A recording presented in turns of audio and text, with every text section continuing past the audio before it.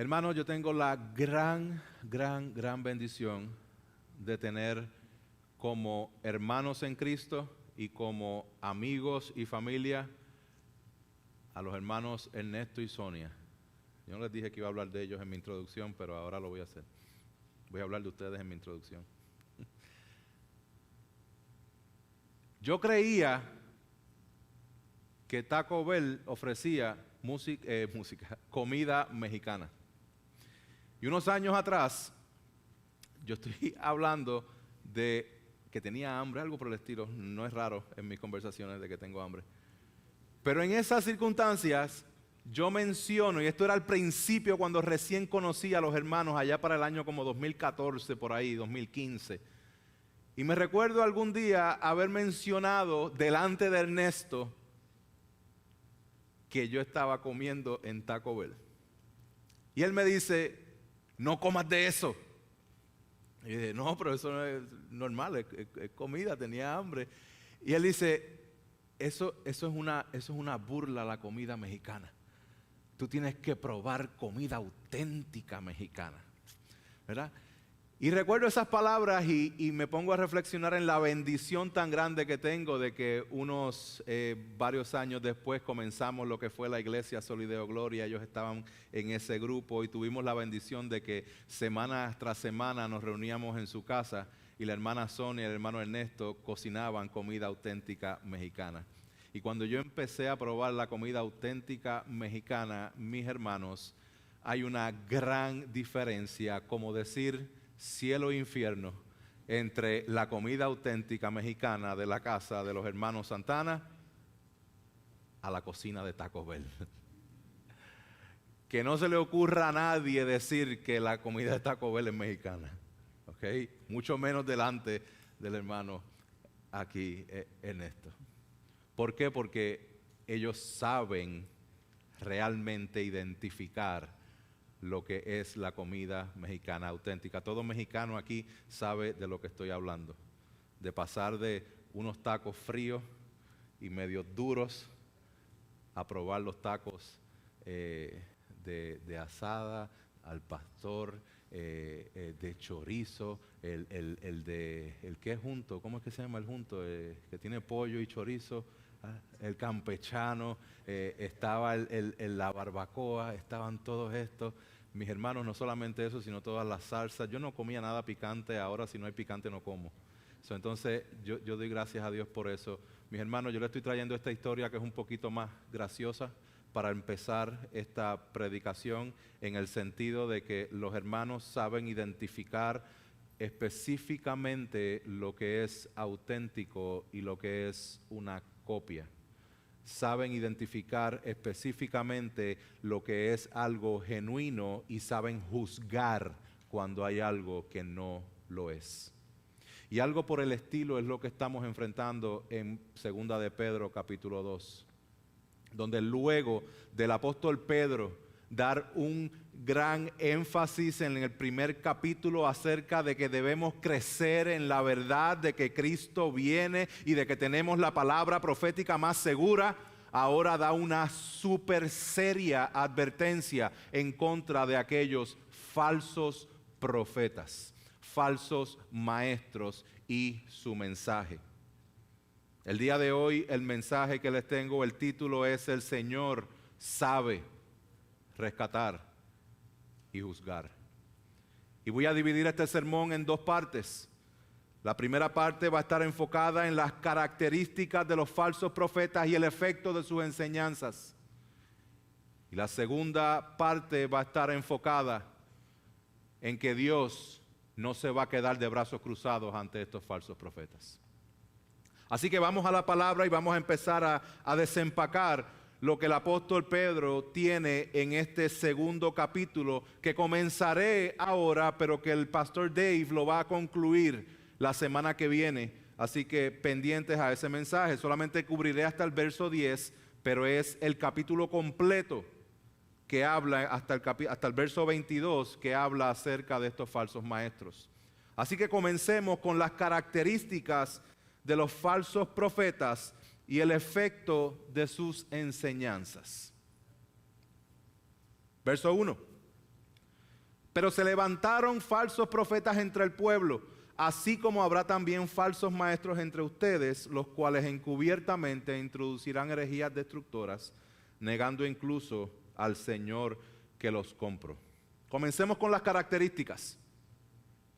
La primera característica que vemos aquí acerca de los falsos profetas es que esto no es algo novedoso, esto no es algo nuevo. Dice la primera parte del verso 1, se levantaron falsos profetas entre el pueblo. Se está refiriendo al pueblo de Israel, donde desde el principio han habido falsos profetas.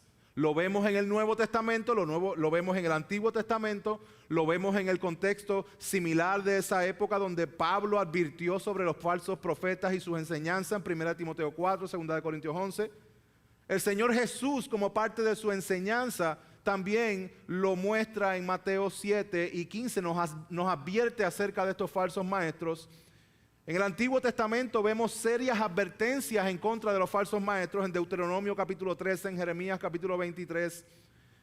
Pero si vamos a encontrar un origen de estos falsos maestros, tenemos que ir al jardín del Edén, donde Satanás mismo, en forma de una serpiente, engaña con el mensaje.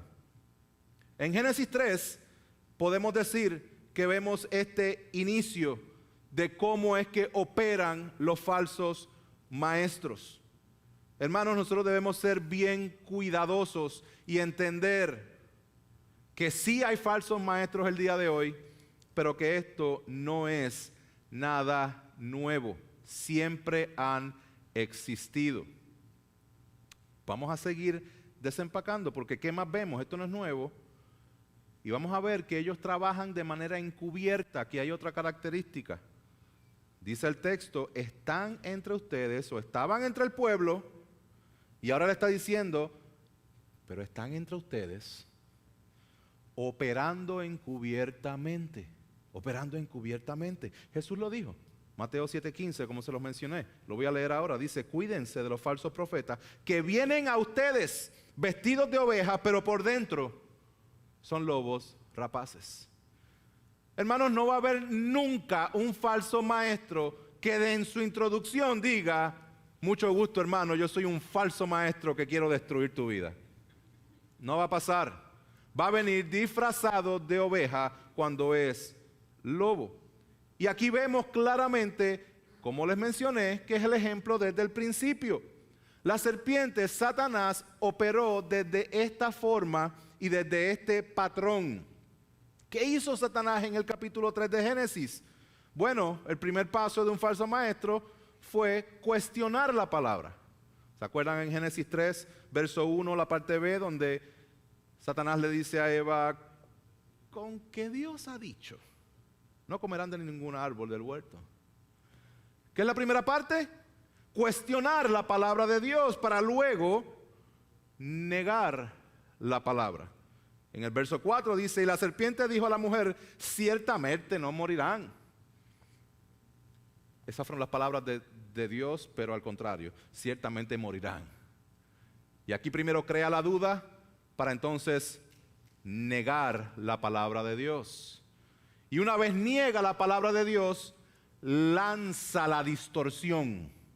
Verso 5, pues Dios sabe que el día que de él coman se les abrirán los ojos y ustedes serán como Dios, como conociendo el bien y el mal. Hermanos, aquí hay una operación, hay un patrón que se repite una y otra vez. Lo vemos hoy día donde personas, falsos maestros, comienzan aparentando ser creyentes, pero empiezan a cuestionar ciertas doctrinas esenciales y fundamentales de nuestra fe, para luego estar negando esas doctrinas, para luego llegar a conclusiones que distorsionan la verdad del Evangelio. ¿Y cuál es el efecto de esto? ¿Cuál es el efecto de una doctrina falsa contraria al Evangelio? Bueno, pues Pedro lo dice, introducirán herejías destructoras, el fin es destrucción, negando incluso que el Señor los compró, trayendo sobre sí una destrucción repentina.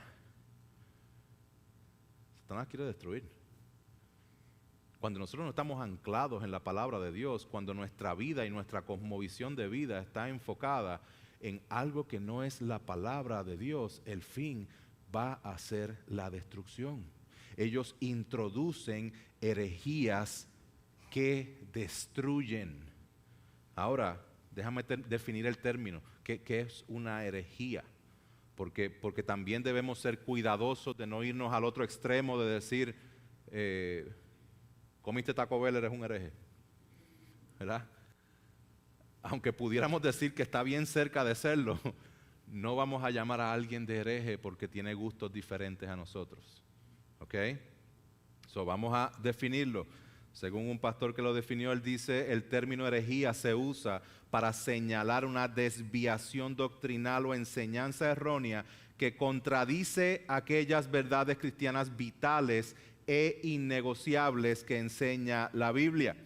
Entre esas verdades está la existencia de Dios, la deidad de Cristo, la salvación por fe, la realidad de la Trinidad, la autoridad única y absoluta de las Escrituras y el mensaje del Evangelio. Innegociable. Si lo cuestionas y lo niegas y lo distorsionas, estás cayendo en herejía. ¿Okay? Esto es una herejía. ¿Y cuál era esta herejía que ellos estaban enseñando? Y quiero repasarles, traerle como recordatorio a lo que hablamos en la clase de membresía acerca de diferentes tipos de doctrina. Hay doctrinas de primer nivel, de segundo nivel, de tercer nivel. Y esas de primer nivel son estas que son esenciales. Las de segundo nivel, las de tercer nivel, podemos estar en desacuerdo siguiendo llamándonos hermanos. Podemos ser hermanos mientras estamos en desacuerdo en la segunda y la tercera, pero no en la primera. Y estas que les acabo de mencionar son las esenciales en las cuales si no estás de acuerdo con eso, no podemos llamarnos hermanos en Cristo. No podemos llamarnos cristianos y seamos muy cuidadosos a quién le decimos hermanos, porque a veces tenemos el término muy suelto, ¿verdad? Viene el mormón a predicarte y dice, oye hermano, te voy a... No, él no es hermano tuyo, a menos que sea un hermano de sangre que sea mormón. ¿Ok? So, tengamos mucho cuidado con esto. ¿Y cuál era la herejía que estaban ellos enseñando? Bueno, primero dice que estaban negando incluso al Señor que los compró, o que los rescató, o que los adquirió. Y obviamente tengo que hacer una aclaración porque muchas veces se utiliza este texto para afirmar de que Dios puede salvarte y rescatarte y darte vida eterna, pero no era tan eterna nada porque puedes perder esa salvación. Aquí dice que rescató y que los compró y que después lo están negando. No, recordemos algo. ¿De quién está hablando aquí? De los falsos profetas. Está hablando de los falsos creyentes, aquellos que dicen creer en Dios, pero no creen en la doctrina de Dios, aquellos que dicen tener a Dios, pero no obedecen la palabra de Dios, aquellos que dicen que son cristianos, pero realmente no lo son porque son falsos, son lobos vestidos de oveja. Por esa razón es que cuando se levanta un lobo y se expone en la congregación o sabemos que alguien tiene una doctrina herética o es un hereje, no la vamos a tomar en contra de Dios o de su palabra ni de su iglesia, porque sabemos que ya nos los advirtieron, que van a estar entre ustedes. Es importante que nosotros no nos afectemos en la parte de nuestra intimidad con el Señor, porque mira para allá lo que hicieron aquellos cristianos. Mira lo que los cristianos han hecho a través de la historia. No, hermano, no se despegue de la palabra del Señor y ahorita les voy a dar unos consejos para eso. Déjenme dar una aclaración acerca de esto. ¿Será que estos falsos profetas habían sido salvos pero perdieron su salvación? Como diría Pablo, de ninguna manera. En primer lugar son falsos. En segundo lugar están negando a Dios. Aquí está diciendo, niegan a Dios. Y en tercer lugar, la referencia que dice que el Señor los compró o adquirió conecta a los falsos profetas con su pueblo. Su pueblo fue adquirido en el Antiguo Testamento. Su pueblo fue rescatado en el Antiguo Testamento. Su pueblo fue salvado en el Antiguo Testamento. ¿Y qué pasó? ¿Qué pasó después de Egipto? ¿Qué pasó después que ellos fueron salvados y adquiridos por muchas veces? Se rebelaron en contra de Dios. A ellos es que se están refiriendo, no necesariamente a alguien que ha sido lavado y limpiado y regenerado por el poder de la obra de Jesucristo por medio del Espíritu Santo, que ahora diga, oh, lo perdiste. No, está hablando del Antiguo Testamento. ¿Cómo sabemos esto? Porque la palabra misma nos los enseña. Primera de Juan 2:19 dice, ellos salieron de nosotros, pero en realidad no eran de nosotros, porque si hubieran sido de nosotros, habrían permanecido con nosotros, pero salieron a fin que se manifestara que no todos son de nosotros. ¿Qué más vemos como característica de lo que enseñan y sus consecuencias? Vamos al verso 2, porque dice, muchos seguirán su sensualidad. Ya vimos que en el primer verso nos dice que niegan a Dios. Y aquí nos dice algo bien específico de que muchos seguirán su sensualidad y por causa de ellos el camino de la verdad será blasfemado. Cuando hablamos de la sensualidad, aquí hay también una connotación de lo que es el libertinaje sexual. Está hablando del abandono pecaminoso, en otras palabras, me abandono al pecado. Cuando el pecado reina en la vida de una persona, es buscar una satisfacción en el placer sensual sin restricciones morales o bíblicas. Y esa es la característica de estos falsos profetas que están diciendo, vamos a negar a Dios para poder vivir de manera sensual. Y Pedro está diciendo, eso es una blasfemia a la verdad del Evangelio. No existe tal cosa de alguien que proclame ser cristiano que no viva a la manera que Dios quiere que nosotros vivamos. Entonces, hermanos, esto es trágico. Todos nosotros hemos escuchado grandes escándalos en la iglesia, pastores, líderes eclesiásticos que traen vergüenza a la iglesia, vergüenza a Jesucristo, vergüenza a la palabra del Señor y al Evangelio. Pregunta, ¿cuántas personas han sido abusadas sexualmente por pseudopastores o líderes que utilizaron su posición de autoridad para engañar y satisfacer sus propios deseos pecaminosos? Todos hemos escuchado historias. ¿Cuántas personas se han distanciado de la iglesia debido a este tipo de escándalos? La razón de ser de estos falsos profetas es decir, no hay Dios, Cristo no viene, y si no hay Dios y Cristo no viene, no hay juicio. Y si no hay juicio, vivo como me da la gana. Hermanos, para nosotros poder vivir de acuerdo a nuestro pecado, sin ser confrontados con la palabra, vamos a tener que agarrar la palabra y arrancarle todas las páginas, porque no hay forma, no hay manera en que nosotros podamos decir, yo voy a vivir como me da la gana, y al mismo tiempo cargar un título de que soy creyente y soy cristiano. Hermano, estoy en victoria, Dios le bendiga. Eso no existe. Lo que sí existe son los falsos que proclaman tener el título, pero realmente no han sido regenerados. ¿Cuál es el fin de estos falsos profetas? Bueno, el verso 3 nos da una luz también acerca de esto, porque además de la sensualidad, lo cual es típico, usted va a decir, es verdad, eso tiene que ser eso. Además de la sensualidad, vemos el otro lado de los falsos maestros, la avaricia, el dinero, el poder. Dice, en su avaricia los explotarán con palabras falsas. El falso maestro que está buscando el satisfacer sus propios deseos carnales para satisfacer su sensualidad y la avaricia, los que lo siguen van a terminar explotados. Charles Spurgeon dijo en cierta ocasión, creo que es anticristiano e impío para cualquier cristiano vivir con el objetivo de acumular riquezas. Ese no es nuestro objetivo aquí en la tierra. Eso no es cierto de que nuestra mejor vida va a ser aquí y ahora. ¿Han escuchado a alguien que predica eso?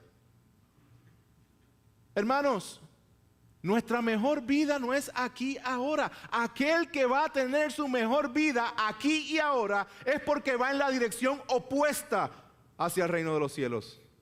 Porque esto es lo mejor que va a experimentar. Pero nosotros que vamos a experimentar la gloria eterna con el Señor, en la presencia de Él por siempre, sin más llanto, sin más dolor, sin más pecado que cargar en nuestra carne, libres por fin, por siempre, debemos anhelar estar allá. Si lo mejor es aquí ahora, ¿para qué yo voy a anhelar estar en el cielo? No, somos peregrinos y extranjeros. Dios nos bendice con ciertas áreas, claro, algunas veces es material y algunas veces es con la escasez. Pero Dios no promete en las Escrituras de que te va a hacer rico. Si hay alguien que está enseñando esto, se puede catalogar de falso maestro. Los falsos maestros enseñan en su avaricia que la bendición de Dios es material. No necesariamente. Los falsos maestros enfocados en la avaricia enseñan que la bendición de Dios es aquí y ahora y que la bendición de Dios tiene que ver con el cumplimiento de tus deseos de la carne. ¿Quién no quisiera una casa más grande? ¿Quién no quisiera paz y bendición y tranquilidad y vacaciones y carro nuevo? Claro, eso es lo que la carne desea. No necesariamente significa que sea pecado. Significa es que si esa es tu prioridad en tu vida y si tú crees que Dios está para darte esas cosas y que Dios está en la obligación de darte esas cosas, lamento informarte de que has sido engañado. Pero te doy la buena noticia de que lo que ofrece Cristo es mucho mejor que lo que puedas obtener aquí. Permíteme resaltar algo muy importante que se ve en estos versos. Porque aunque es bien popular el día de hoy, el falso evangelio de la prosperidad no es nuevo.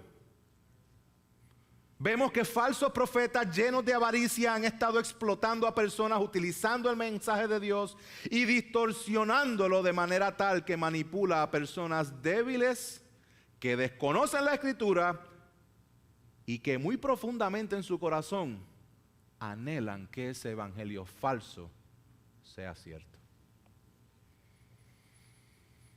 Esto es lo que dice Pablo en 2 Timoteo 4. Él dice, porque vendrá tiempo cuando no soportarán la sana doctrina, sino que teniendo comezón de oír, conforme a sus propios deseos, acumularán para sí maestros y apartarán sus oídos de la verdad y se volverán a mitos.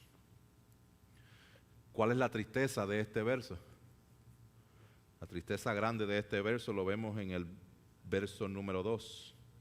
Porque en el verso número 2 dice, muchos seguirán. Muchos seguirán. Muchos seguirán su sensualidad. Hermanos, hay dos caminos. O estamos siguiendo el camino de la verdad o estamos siguiendo el camino de la mentira. Si sigues el camino de la verdad, ese es el único camino que llega al Padre. Ese es el único camino que hay salvación. Y ese camino tiene nombre y apellido. Ese camino es específico en Jesucristo. No hay otra forma. Hermanos, mientras hay muchos que siguen estas falsas enseñanzas, ¿qué fue lo que Pedro dijo en el capítulo anterior? Verso 16 dice, porque cuando les dimos a conocer el poder y la venida de nuestro Señor Jesucristo, no seguimos fábulas ingeniosamente inventadas, sino que fuimos testigos oculares de su majestad. Hermanos, o seguimos la falsedad o seguimos la verdad de las Escrituras, de la palabra de Dios. Y es nuestra oración que todos nosotros encontremos la verdad y veamos la verdad y profundicemos en la verdad y conozcamos la verdad y compartamos la verdad del Evangelio de Jesucristo en el cual hay salvación. Hermanos, específicamente en nuestra comunidad hispana en el día de hoy, todos nosotros podemos decir que hemos sido parte o hemos sido influenciados o conocemos de alguien que está conectado al falso evangelio del decláralo y recíbelo. El falso evangelio del proclámalo y arrebátalo. El falso evangelio de la salud y las riquezas y el falso evangelio de la prosperidad y la teología de la confesión positiva. Hermanos, nosotros podemos decir, no, yo no tengo nada que ver con eso. Pero déjame presentarte esto para que lo consideres, solamente lo consideres a la luz de la palabra. Nosotros hemos sido influenciados por este falso evangelio de la prosperidad cuando nosotros buscamos nuestros propios intereses antes que el interés de los demás. Porque pensamos que nosotros somos más importantes que los demás. Eso es lo que predica el evangelio de la prosperidad. También hemos sido influenciados por este falso evangelio cuando nuestro propósito de vida tiene que ver más con el sueño americano que con el establecimiento del reino de Dios. Hemos sido influenciados cuando la búsqueda de nuestra comodidad en la vida impacta la manera en que servimos a otros y aportamos a la obra de Dios en la iglesia. No puedo hacer nada de eso porque primero tengo que alimentar mis sueños, mis propósitos, mis metas. Eso es influencia del evangelio de la prosperidad. Estamos influenciados cuando la prioridad de tu vida es expandir tu reino y no el de Dios. Estamos influenciados por el evangelio de la prosperidad cuando llegan las situaciones difíciles a nuestra vida y en vez de recibirlas como que Dios va a obrar en mi vida para formar mi corazón, le reclamamos a Dios, Dios, yo te estoy sirviendo y tú dejas que esto pase aquí. Esas son actitudes que nos demuestran que hay influencia del evangelio de la prosperidad en nuestras vidas. ¿Por qué? Porque somos pecadores. Porque nuestra carne, eso es lo que produce. Nuestra carne piensa en yo, y después de eso, yo. Hermanos, también vivimos influenciados por esas dos características de la sensualidad y la avaricia. Somos influenciados de estas características de la sensualidad específicamente cuando protejo mi vida privada con el propósito de esconder mis pecados ocultos. He sido influenciado por la sensualidad de los falsos maestros cuando ignoro o tergiverso el estándar bíblico de la sexualidad con excusas de que Dios entiende, de que Dios me hizo así, de que todo el mundo lo hace. La cultura y lo popular forma mi cosmovisión de la sexualidad y la moralidad y no la palabra de Dios. Hermanos, sí. La homosexualidad va en contra del diseño establecido por Dios y es pecado. Pero no olvidemos también que la inmoralidad sexual también es pecado. No olvidemos tampoco que el adulterio es pecado. No olvidemos tampoco que la fornicación es pecado. Que el volver a nuestros sentimientos, a esas fantasías que pudiéramos tener con otras personas, también es pecado. Recordemos, hermanos, que la razón por la cual ellos están distorsionando la verdad es para decir que no hay Dios, que no hay venida de Cristo, que no hay juicio. Entonces vivo como me da la gana. Toda distorsión de la palabra de Dios tiene como raíz el anhelo de cumplir los deseos de la carne y el resultado va a ser la destrucción repentina. Debemos tomar esto en serio. Debemos tomar esto en serio porque la falsa enseñanza está rampante por donde quiera. En Deuteronomio 13, 1 al 3 dice, si se levanta en medio de ti un profeta o soñador de sueños y te anuncia una señal o un prodigio, y la señal o el prodigio se cumple, acerca del cual él te había hablado, diciendo, vamos en pos de otros dioses y sirvámoslos, no darás oído a las palabras de ese profeta o de ese soñador de sueños, porque el Señor tu Dios te está probando para ver si amas al Señor tu Dios con todo tu corazón y con toda tu alma. Ni aunque vengan con señales y milagros y prodigios, si va en contra de la palabra de Dios, resístelo y ánclate en la palabra. Jeremías 23 dice, el profeta que tenga un sueño, que cuente su sueño. Pero el que tenga mi palabra, que hable mi palabra con fidelidad. ¿Qué tiene que ver la paja con el grano? Declara el Señor.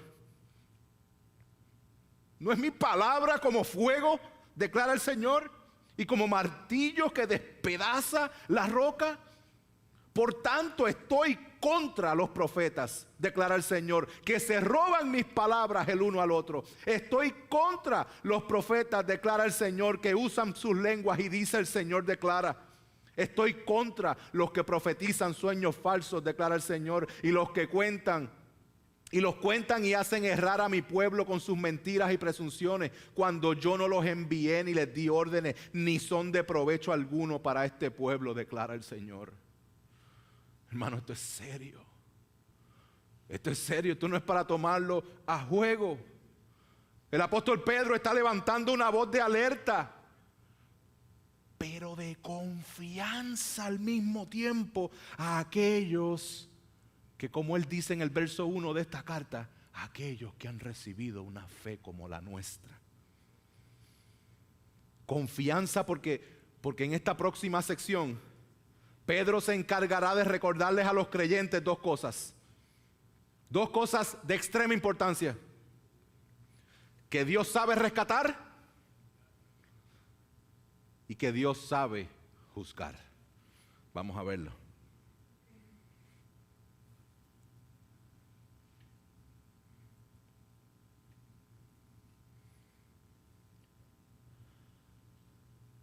Pareciera ser, hermanos,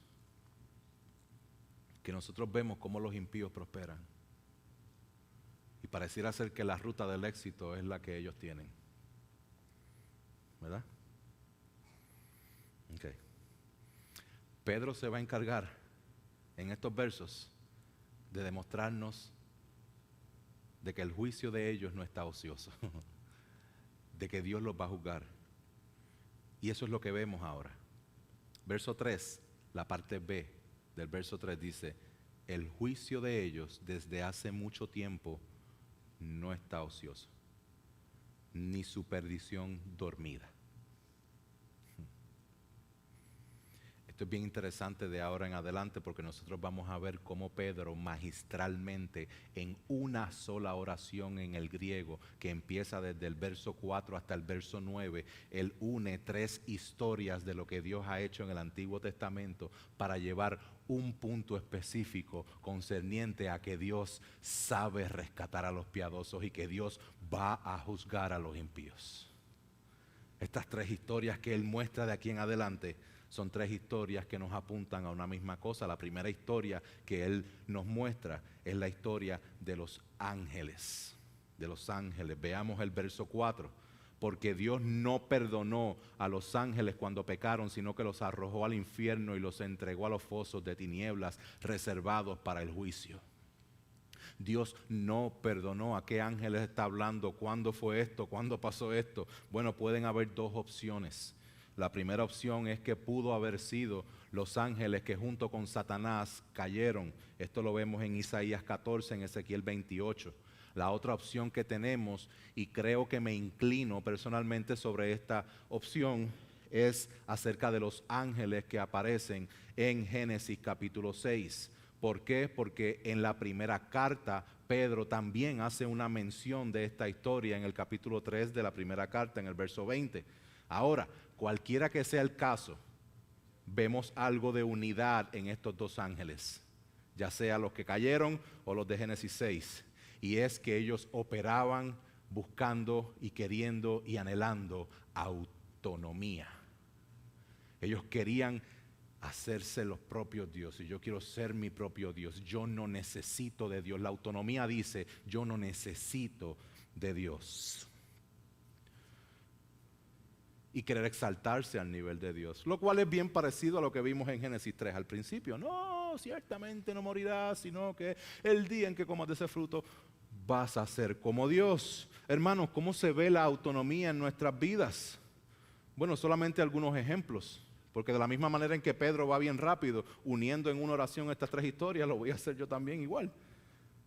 ¿Cómo nosotros vemos la autonomía en nuestras vidas? Hermanos, la ausencia de oración, de estudio y lectura de la palabra, conexión y servicio a la iglesia local. Cuando nosotros no oramos, no estamos diciendo: es que no tengo tiempo. Lo que estamos diciendo es, I don't need you today. No te necesito el día de hoy.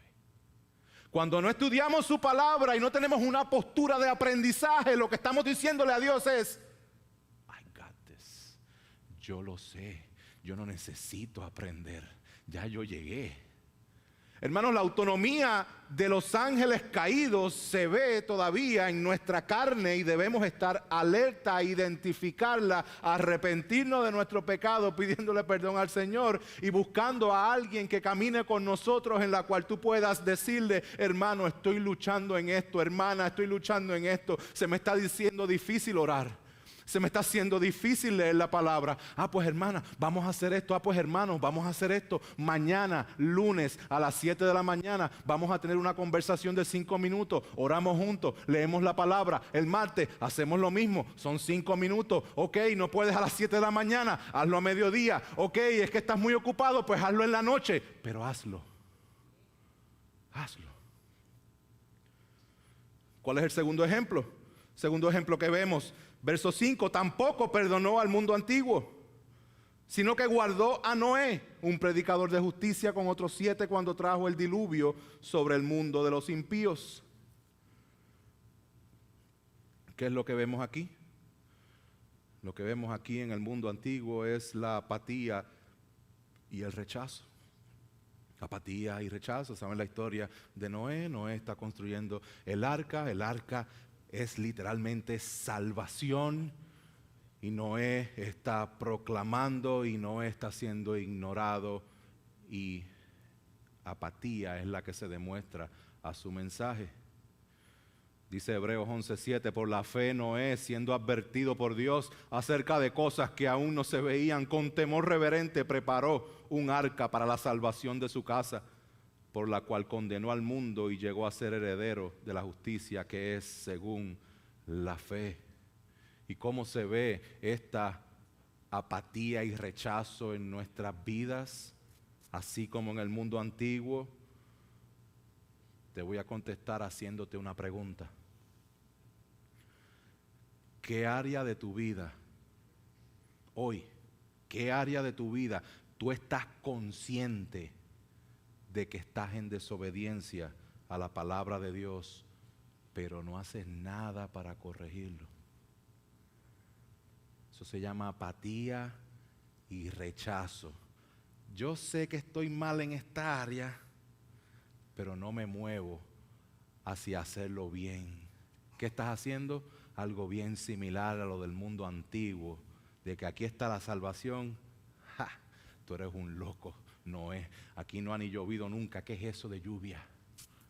Hermanos, seamos bien conscientes de las maneras en que tendemos a ser apáticos a la palabra y rechazamos hasta sin darnos cuenta. Hermanos, seamos honestos. A Dios no podemos engañarle. Y una tercera historia, la de Sodoma y Gomorra, donde el pecado principal es la inmoralidad, específicamente la inmoralidad sexual. Se leyó el texto de Génesis 19 durante la lectura de meditación. ¿Y cómo se refleja esta inmoralidad sexual en nuestras vidas? Lo voy a hacer con otra pregunta. ¿Cuánta influencia está teniendo la cultura en la manera en que tú defines el estándar sexual, el estándar de la sexualidad? ¿La sexualidad la define la palabra de Dios o la define la mayoría de este mundo, la cultura de este mundo? Hermanos, la cultura no sabe ni definir lo que es un hombre y una mujer. Nosotros no podemos poner nuestra esperanza ni unirnos a la mayoría porque vamos a estar como los muchos siguiendo falsos profetas que nos destruyen. Vamos a la palabra del Señor. Y estas 3 historias nos llevan al verso 9. Y el verso 9, déjenme leerlo porque no quiero brincarlo, sino que quiero llegar al 9, pero leyendo el 7 y el 8 que no lo hice. Dice, también condenó a la destrucción de las ciudades de Sodoma y Gomorra, reduciéndolas a ceniza, poniéndolas de ejemplo para los que habrían de vivir impíamente después. Además rescató al justo Lot, abrumado por la conducta sensual de hombres libertinos, porque ese justo, por lo que veía y oía mientras vivía entre ellos, diariamente sentía su alma justa atormentada por las iniquidades de ellos. Lo cual nos indica que nosotros no debemos estar muy cómodos con lo que está sucediendo en nuestra cultura. Pero el verso 9 es como si el verso 9 Pedro dijera, todo esto que hablé en esta oración larga, esto es lo que estoy tratando de decirle. Que el Señor pues sabe rescatar de tentación a los piadosos y reservar a los injustos bajo castigo para el día del juicio. El Señor, pues, Pedro está diciendo, Dios no perdonó a los ángeles, Dios no perdonó al mundo antiguo, Dios no perdonó a Sodoma y Gomorra, pero el Señor. Mis hermanos, cuando está hablando aquí de que Dios no perdonó en el Antiguo Testamento, está hablando específicamente de Dios Padre, de Yahweh, que no perdonó, que efectuó su juicio, porque Dios sabe llevar a cabo su juicio ante la rebelión. Pero cuando llegamos aquí al verso 9, dice el Señor, el Kyrios.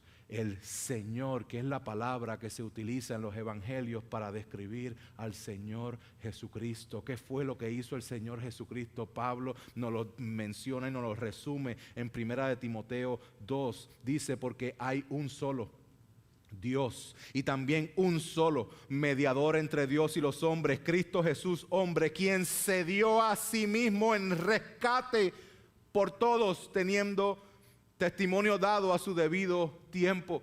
Cristo se dio a sí mismo en rescate. Mis hermanos, Dios sabe rescatar. En Cristo tenemos victoria sobre el pecado, tenemos vida eterna cuando venimos a Él en arrepentimiento y fe. Sin Cristo no hay perdón de pecados. Ven al Señor.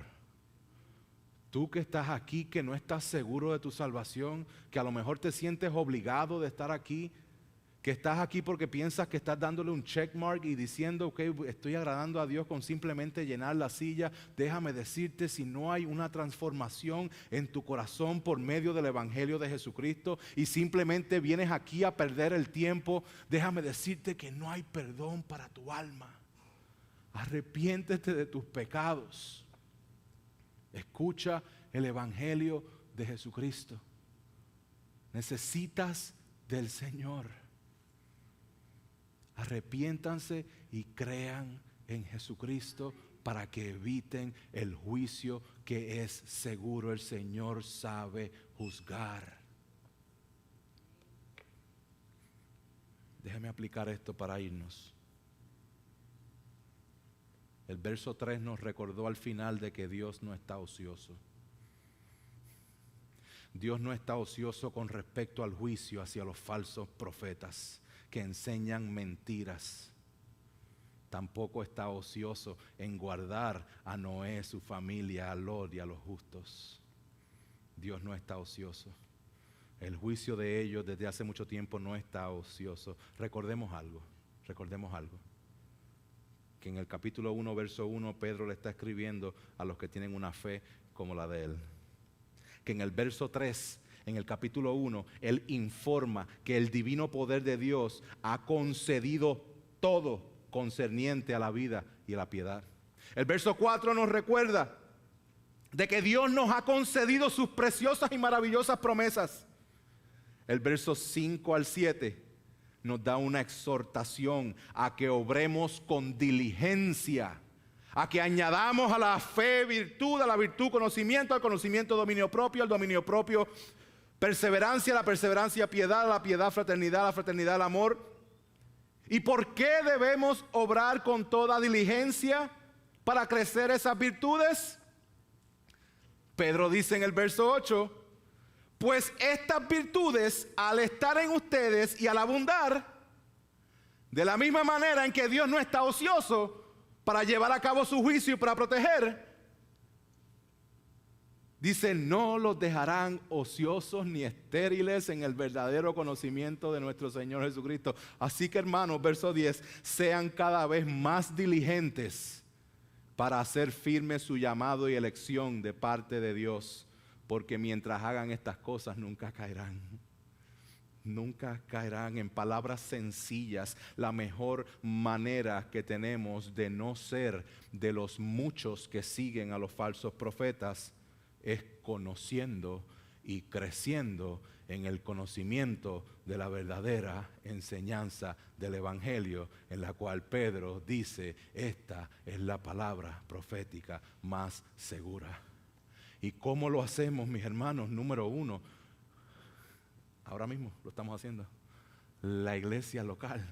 Dios ha provisto de la iglesia local para que a través de pastores pueda el pueblo ser edificado para que se lleve a cabo la obra del ministerio.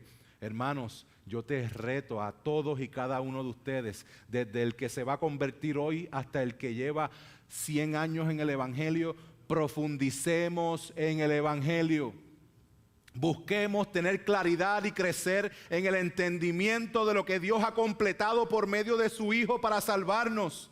Crezcamos en el conocimiento de su santidad, crezcamos en el conocimiento de la conciencia de nuestro propio pecado, crezcamos en el entendimiento de las doctrinas básicas y fundamentales de nuestra fe, crezcamos en las disciplinas espirituales, tengamos una postura humilde de aprendizaje y, hermanos, tengamos fraternidad cristiana. Compartan, busquen la manera de todos los domingos invente algo con alguien, váyase a almorzar, compartan, conózcanse, ayúdense unos a otros, ámense unos a otros, oren unos por otros, estudien la palabra unos con otros. Estas mismas recomendaciones las podemos utilizar para que entonces no seas tú de los muchos que siguen los falsos maestros, pero también para que tú ayudes a que otros no sean de los muchos que siguen a los falsos maestros. No se trata solamente de ti, se trata del cuerpo.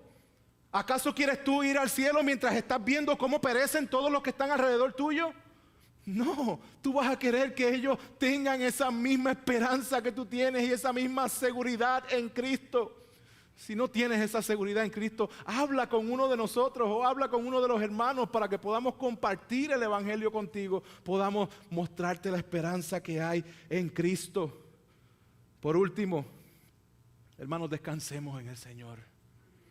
Ciertamente vivimos tiempos difíciles y ciertamente hay falsas doctrinas a diestra y siniestra, pero descansemos en el Señor. Él sabe guardarnos de la tentación de las falsas enseñanzas. Lo ha hecho a través de la historia, lo continuará haciendo hasta el día en que no tengamos que lidiar más con este pecado.